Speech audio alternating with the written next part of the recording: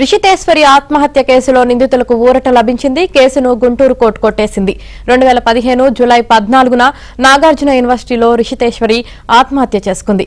9 ఏళ్ల తర్వాత కోర్టు తీర్పు వెల్లడించింది.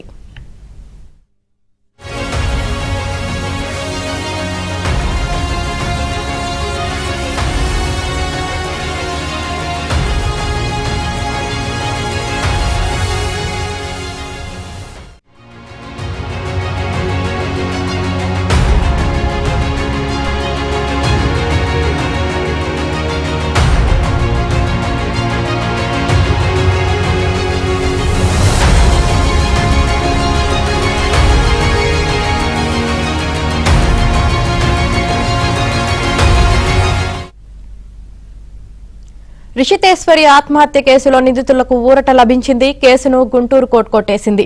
2015 జూలై 14న నాగార్జున యూనివర్సిటీలో రిషితేశ్వరి ఆత్మహత్య చేసుకుంది. 9 ఏళ్ల తర్వాత కోర్టు తీర్పు వెల్లడించింది.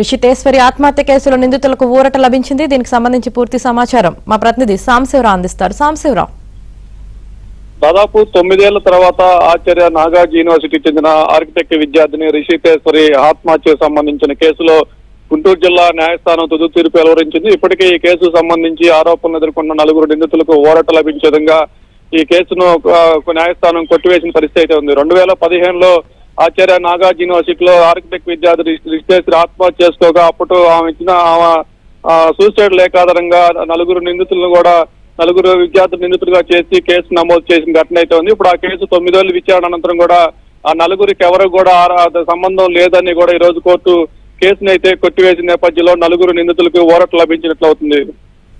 Right, thank you Sambasivarao.